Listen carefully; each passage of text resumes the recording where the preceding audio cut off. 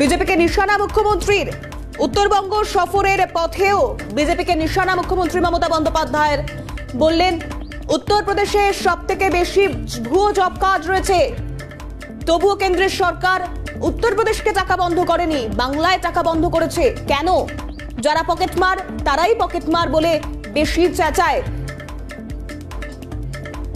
এই মুহূর্তে বিজেপি সাংসদ জগন্নাথ সরকার রয়েছেন আমাদের সঙ্গে টেলিফোন লাইনে। জগন্নাথ বাবু, স্বাগত জানাবো আপনাকে ক্যালকাটা নিউজে। উত্তরবঙ্গ সফরের পথে মুখ্যমন্ত্রী বললেন যে উত্তরপ্রদেশে সবথেকে বেশি ভুয়ো জব কার্ড থাকা সত্ত্বেও কেন্দ্রের সরকার উত্তরপ্রদেশকে টাকা দেয়, কিন্তু বাংলাকে টাকা দেয় না। আর যারা পকেটমার তারাই নাকি পকেটমার বলে বেশি চিৎকার করে। কি বলবেন? আসলে তো পকেটমার কথাটা বলেছে প্রথম দেখলাম ওনার ভাইপো বা কি সম্পর্ক লোকে বিতর্কিত মন্তব্য করে, আমি সেটাই যাচ্ছি না। কিন্তু আবার উনিও বলছেন আসলে চোরের মায়ের বড় গলা, এটাই স্বাভাবিক আছে। মুখ্যমন্ত্রী রাজত্বটাকেই চোরে পরিণত করেছে। ভোট চুরি করে যেতেন, ডাকাতি করে যেতেন, সেই জন্য অন্যকে পকেটমার বলেন।